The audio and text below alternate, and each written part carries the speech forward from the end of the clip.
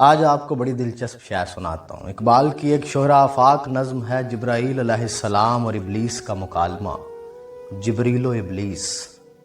اس نظم کے کینوس میں زماں کو ایڈنٹیفائی کرنا تو خاصا مشکل ہے، ہاں البتہ مکان کو لوکیٹ کیا جا سکتا ہے کہ یہ ملاقات کہیں زمین سے بہت اوپر اور آسمان سے کہیں تھوڑا سا نیچے ہوئی ہے۔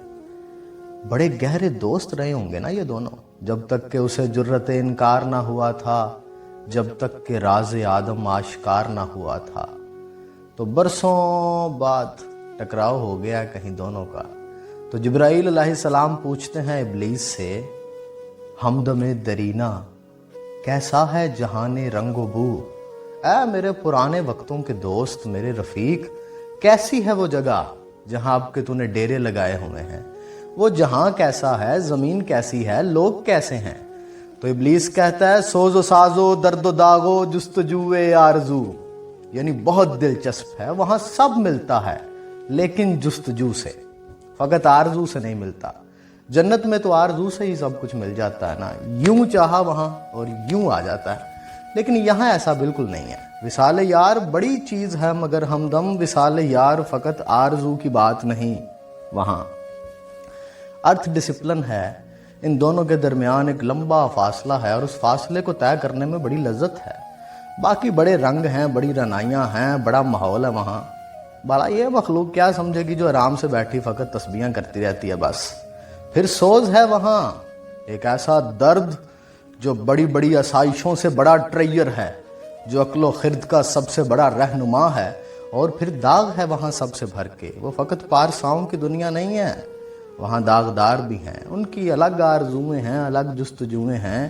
تو سوز ہے، ساز ہے، درد ہے، داغ ہے، جستجو ہے، آرزو ہے، بڑا اچھا وقت گزرا ہے وہاں۔ تو جبرائیل کہتے ہیں اسے، ہر گھڑی افلاک پہ رہتی ہے تیری گفتگو، کیا نہیں ممکن کہ تیرا چاک دامن ہو رفو؟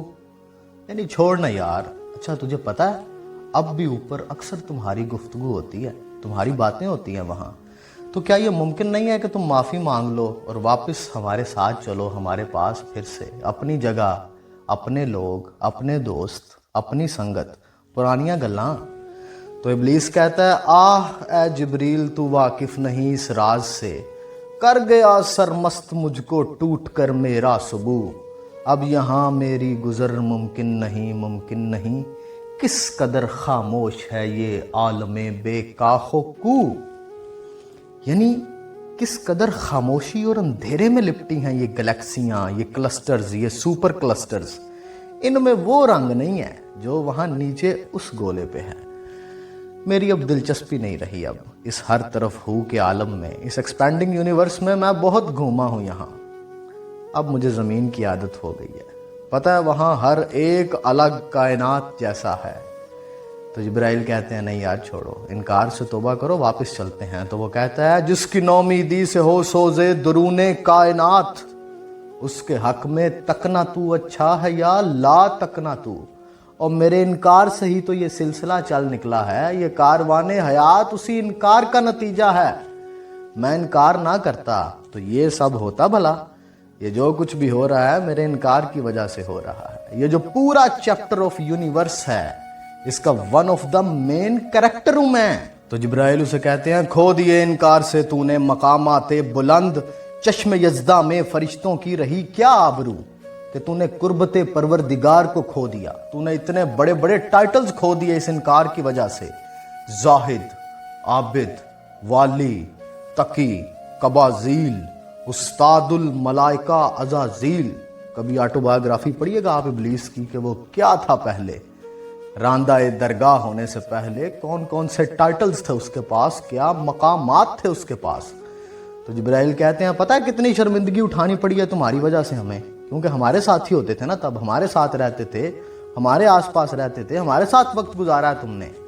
آج بھی آپ دیکھیں نا، کوئی ایک دوست اگر کوئی الٹا سیدھا کام کر دے، باقی دوستوں کو بھی شرمندگی اٹھانی پڑتی ہے اس کی وجہ سے۔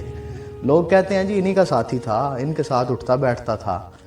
تو جب یہ والا تانا سنا نا، تو پھر ابلیس نے فائنل آنسر کیا۔ اس میں جو پہلا مصرع ہے نا، میرا موسٹ فیورٹ ہے۔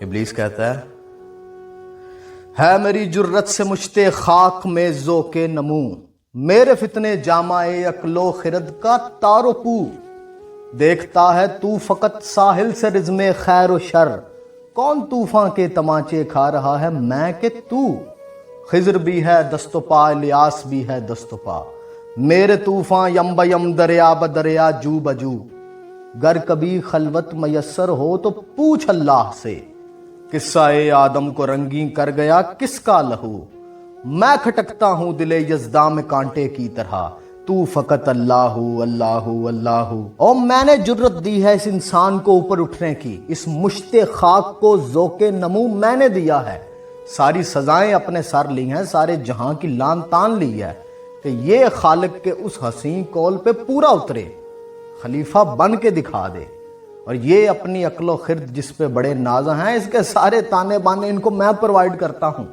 आप तो दूर से बैठ के खैर व शर का सिर्फ हिसाब रिकॉर्ड करते हैं, मैं इन्वॉल्वर हूँ। उस खालिक ने मेरे रंग बखेरे हैं, मेरे जलवे हैं यहाँ हर सू।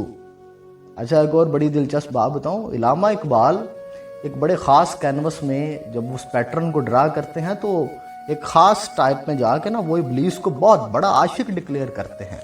उन्होंने उसे एक टाइटल दिया हुआ है अपनी शायरी में, ख्वाजा-ए अहले फिराक, यानी इस कायनात में जिन जिन का महबूब उनसे बहुत दूर है, ये आइकन है उनका, ये लीडर है उनका। तो उस जगह पे ना, दूसरी जगह ये, वहाँ पे जब इब्लीस के साथ मुलाकात होती है इकबाल की, मौलाना रूमी भी साथ हैं, उनके मुर्शद हैं, तो वो मौलाना रूमी से पूछते हैं इकबाल कि ये कौन है, तो वो कहते हैं ये ख्वाजा-ए अहले फिराक है।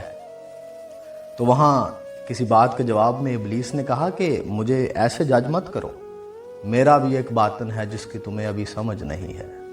जैसे खिज़र अलैहिस्सलाम की बातों की मूसा अलैहिस्सलाम को समझ नहीं आई थी, क्योंकि उनका एक ज़ाहिर था और एक बातन था।